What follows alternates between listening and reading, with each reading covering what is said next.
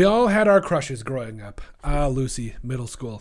What am I saying? I got to get back on point here. And today we're talking about our top draft crushes for the Las Vegas Raiders in the 2023 NFL Draft. No, Lucy's not a real person, but I do think that that person can represent draft crushes that we have, that they can't be the ones that got away. These are players that, I'm really excited about for the Raiders. I think they're going to be in prime position to be able to get some of them. And guys that would at least defensively, I think these guys would really make things a lot of fun for you. So right off the top of the gate, this is a guy I have not talked a lot about, and that is on me. I will take responsibility for that. However, the bad transition. Julius Brents is going to be that dude. So draft crush number one to me is Julius Brents.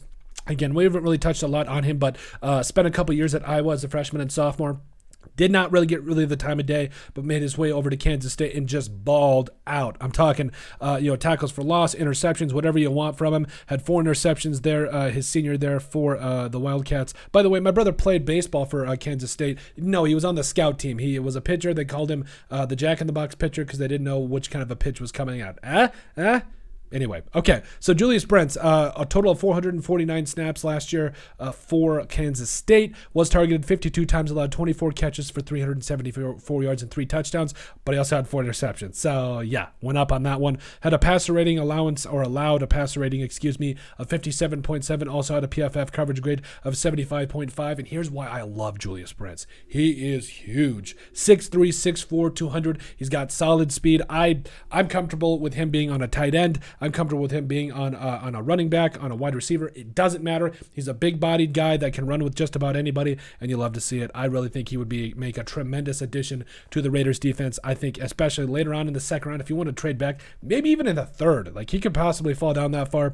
No, he's going to be an absolute Swiss Army knife for you on defense, and you love to see it. Now, draft crush number 2, shouldn't be that shocking because Jack Campbell ruined it. Jack Campbell is that dude, and quite honestly, you're not like 6 foot. There's like not a lot of 6'5" linebackers that can run in the 4'6", 4'8" ranges and really keep up with dudes. But even in the coverage, he was that dude. And again, when you watch him on tape, he's a little stiff in the hips, so you're kind of worried about what that would potentially do for him in the NFL. But really showed that it was not a problem for him at the combine. But was targeted 42 times last year when he was a part of the Hawkeyes. Did allow 39 catches, but no touchdowns, and did have 2 interceptions and allowed a 70.2 passer rating. And listen, the reason I didn't bring up all his other stats is because, yes, he's the cookie cutter 100+ tackle guy a year. I mean, he's going to be a leader in the middle of that defense. He's big. He's great at the point of attack. He's going to be a lot of fun. But overall, really, he's going to be a fantastic linebacker if the Raiders, in fact, do go in that particular direction.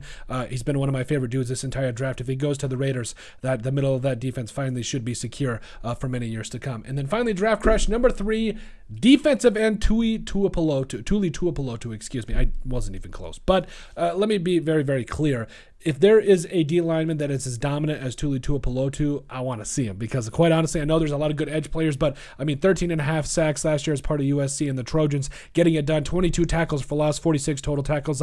He's got the size you really want, and just has a motor that just never stops churning. So, he's going to be a guy in the second round still that I think you can get around if you do trade down. If the board just does not fall your way, Tuipulotu, him and Max Crosby are going to be wreaking havoc on opposing quarterbacks for a really long time. And then, I think if somehow Dave Ziegler can pull some magic, maybe get 1 or 2 of these guys, immediately your defense is vastly better than it was of the night prior. So honestly, a defense we've covered, it needs to be a huge focus in the draft, and I think getting 1, possibly 2 of these guys would really help transform that. But that is it. Those are our top draft crushes for the Las Vegas Raiders, at least on the defensive side of the football. Make sure you guys like and subscribe down below. Leave a like and a comment. It helps people find the show. We greatly appreciate all the support that we've gotten and continue to get. You guys are all truly awesome. We love every single one of you. Down in the description below, you'll find all of our social media platforms. So give us a like and a follow there. Also remember to give us a listen and sub on iTunes.